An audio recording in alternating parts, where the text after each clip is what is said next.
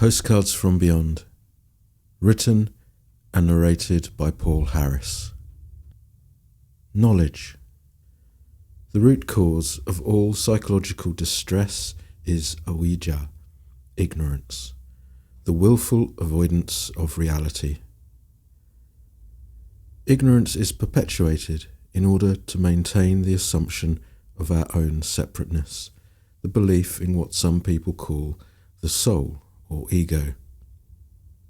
One of the ways we try to avoid existential uncertainty and prop up our view of self is through the accumulation of knowledge. Knowledge is power, and power affords us a measure of control in an otherwise unpredictable world. For those engaged in the pursuit of the higher knowledge of enlightenment, this fundamental aspect of our nature needs to be fully comprehended. We risk otherwise falling into spiritual conceit. To explain, here is a personal example. During my travels in India during the mid-1990s, I read books by the Indian teacher Jiddu Krishnamurti. To this day, I hold his words in the greatest esteem, and what he wrote has undoubtedly had a major impact on my life. At the time, I was also writing my own journal, which I kept as part of my desperate efforts to make sense of the world. One day, however, I threw every last one of those copious volumes of frantic scribbling in the bin. Why? It was because I had a moment of stark realization that I was a fraud. Looking at my journal entries, I saw that all they consisted of was a sterile rehashing of Krishnamurti's words.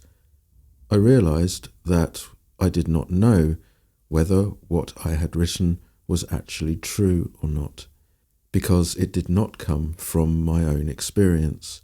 It was all mimicry, second-hand knowledge at best, and therefore it could not, in and of itself, set me free. In hindsight, I am glad that I went through that whole period. On the one hand, what was essentially memorizing the words of someone I considered to be enlightened did subsequently come in very useful once I had discovered mindfulness and wise reflection. On the other hand, I also learned a very valuable lesson, that intellectual appreciation of a subject is not at all the same thing as direct understanding. Perhaps if someone repeats publicly what he or she has read and thought about, that person may fool some of the people some of the time into believing that they are wise. Why, however, would anyone want to do that? The answer is, of course, conceit. It's to bolster the ego, the sense of I am. It's using the spiritual life not to transcend the view of self, but as yet another way of trying to impose and reinforce the ego as an absolute reality. I'm not the only one to have gone through this kind of process. In his book, Life as a Siamese Monk, the Venerable Kapilawado Bhikkhu, who was my teacher's teacher, tells a similar story.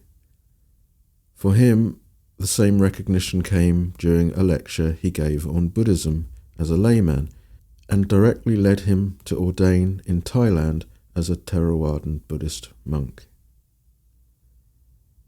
To spout religious or spiritual ideas and doctrines to others without the real experience of them is high-minded ignorance. Just because you read about it in a book and thought about it does not mean for one moment that you have actually realized it. Intellectual appreciation is not at all the same as wisdom. This is also true when it comes to reading about other ways people see the world, such as the theories developed by quantum physicists. a perennial favourite amongst meditators.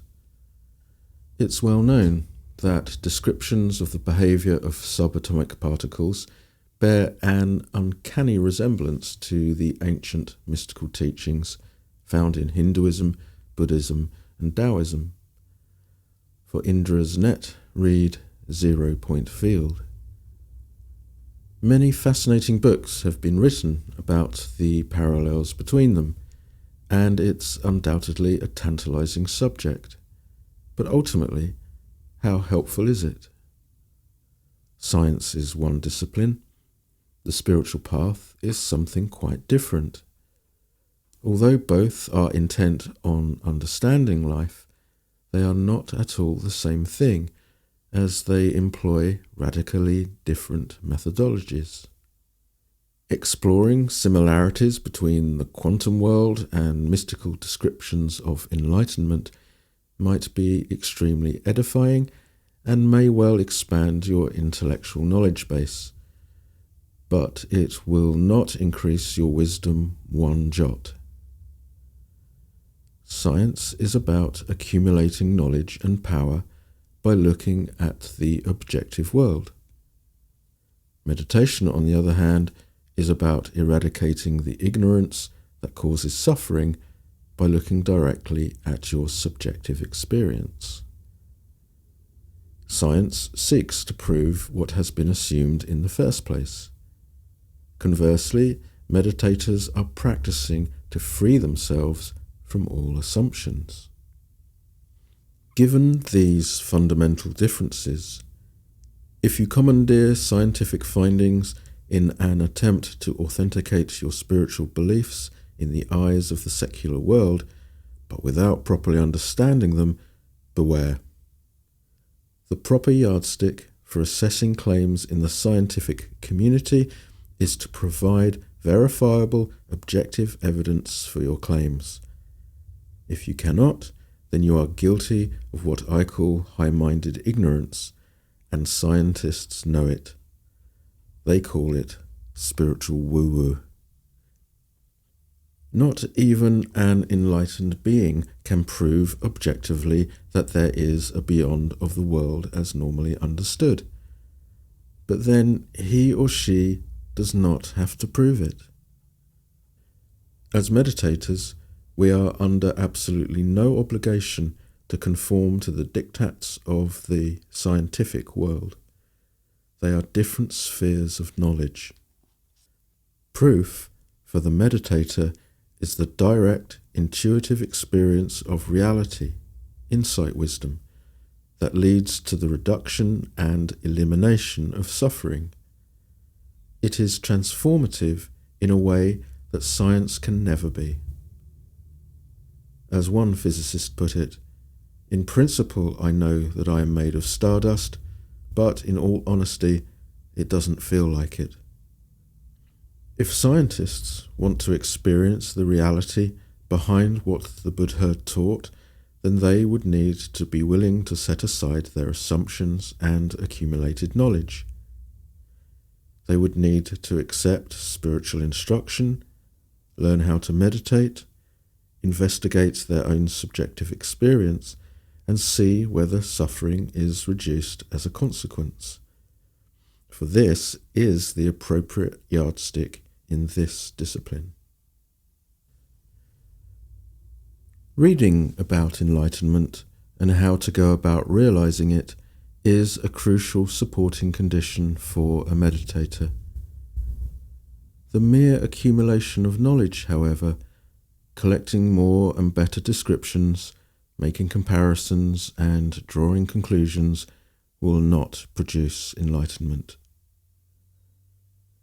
Imagine that you have friends who go to Tenerife on holiday, and whilst there they send you a postcard. There's a beautiful photograph on the front, and on the back it's written, "Having a lovely time, wish you were here." From that you think, this must be what Tenerife is like. If the next year they go back and they send you another postcard, is this taking you closer to Tenerife? No, not one jot. It might give you more of an inkling as to what Tenerife might be like, but in no way is it the same as being there. When it comes to Postcards from Beyond, no matter how many you are sent, no matter how eloquent the descriptions, they can never take you there. Their role is to educate, elucidate, and inspire, but that is their limit, and the practicing meditator must always bear this in mind. The accumulation of knowledge is born of the desire to avoid the suffering inherent in reality. And for a meditator to seek either salvation or personal status simply through becoming knowledgeable is an anathema to the spiritual life. Anyone can read a book. For the intellectually minded, this makes meditation very difficult. Often, their academic appreciation of the Buddha's teaching races far ahead of their meditative skills, and this can cause a great deal of confusion, misapplication, and distrust of real practice. It's like reading a car manual from cover to cover, over and over, until you feel that you have completely understood how a car works. The moment, however, you put your head under a bonnet for real, you experience the petrol fumes and the greasy muck inside, which you were never prepared for by your pristine intellectual model. Disgusted, you recoil. It's the same with meditation. The intellectual discovers the reality of his or her mind is a lot hotter, dirtier, and far more unpredictable than their accumulated knowledge of the teaching had led them to believe. In fear, they recoil back to the apparent safety of their accumulated knowledge. Wisdom and intellect are not the same thing. For wisdom to flower, intellect must be put to one side. True meditation involves learning to put aside thinking, because thinking is the outcome of all our accumulated knowledge and experience. Thinking reinforces the impression that life is predictable, manageable, and under your control, and therefore perpetuates illusion. Only in the absence of thought can an unpremeditated insight into life arise.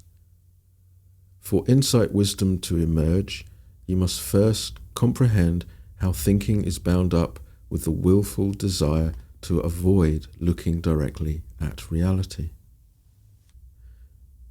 Consistently restraining from indulging thoughts further after they have arisen eventually brings mental clarity and a sense of spaciousness. It's then possible to be mindful of and investigate each new moment without any assumption or expectation about what will happen. Resting content in the moment, watching things arise and pass away, it's then possible to comprehend life in ways never known before.